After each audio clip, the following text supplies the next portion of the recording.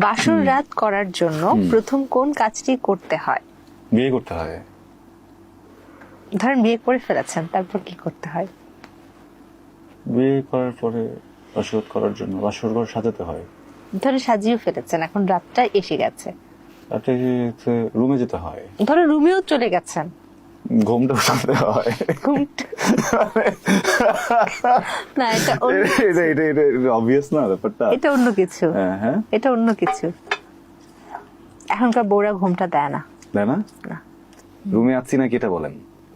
রুমে আছেন, রুমে আছি। মাত্র আমাদের স্টুডিওতে হিন্টটা হয়ে গেছে।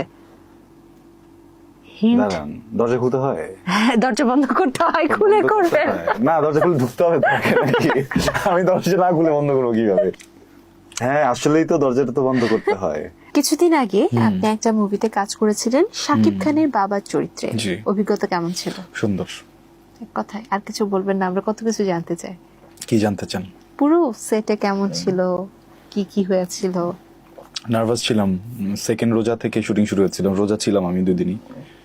পুরোটা সময় বসে বসে ভাবছিলাম, কারণ ওখানে সাকিব ভাই আছেন, মাহি আপু আছেন, ওখানে তারেক এনাম খান স্যার আছেন, তো এতগুলো প্রমিনেন্ট অ্যাক্টরের মাঝে আমি একদম নতুন একটা ছেলে। হ্যাঁ, এর থেকেও বেশি নার্ভাস ছিলাম যে ক্যারেক্টারটা আসলে প্লে করতে পারবো কিনা। হ্যাঁ, দেন আমি তো স্ক্রিপ্টের বাইরে আসলে ওই 2 দিন কিছুই করিনি। আমার শুটিং পার্টটা 2 দিনে শেষ হয়েছে। ডিরেক্টর হিমেল আশরাফ ভাই, মানে হি ইজ ভেরি কোঅপারেটিভ। আমাদের পুরো unit they are very cooperative. Abhra ভাই ছিলেন, দেন হচ্ছে আমাদের রাজীব ভাই সিনেমাটোগ্রাফার, উনি যথেষ্ট কোঅপারেটিভ। আর সবচেয়ে বড় কথা হচ্ছে কি, আমার কো-অ্যাক্টর যারা ছিলেন, বিশেষ করে মাহি আপু, শি ইজ বিউটিফুল ভিতরে বাইরে বোথ। মানে তার ইনার সেলফ খুবই সুন্দর, অ্যান্ড উনি মানুষকে সম্মান দিতে জানেন। তো এতগুলো মানুষের সাপোর্ট নিয়ে আমি কোনোভাবে ওই যাত্রাটা পার করতে পেরেছি। দর্শক কি এখন থেকে আপনাকে মুভিতেই দেখতে পারবেন নাকি নাটক মুভি মিলিয়ে? না, ওইটা আসলে দরকার ছিল আমার। আমি নিজেকে একটু, হয় না মাঝে মধ্যে, ভাত হয়েছে কিনা দেখার জন্য একটা চাল আপনি একটু চাপ দিয়ে দেখেন যে কি অবস্থা।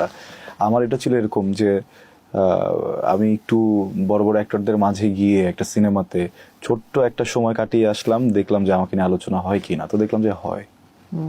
তার মানে আমি শুধু জেনে নিলাম যে ফিউচারে যদি আমি মুভি নিয়ে চিন্তা করি কি হতে পারে। সো এখন জেনে নিয়েছি যেহেতু, এখন প্রিপারেশনের টাইম।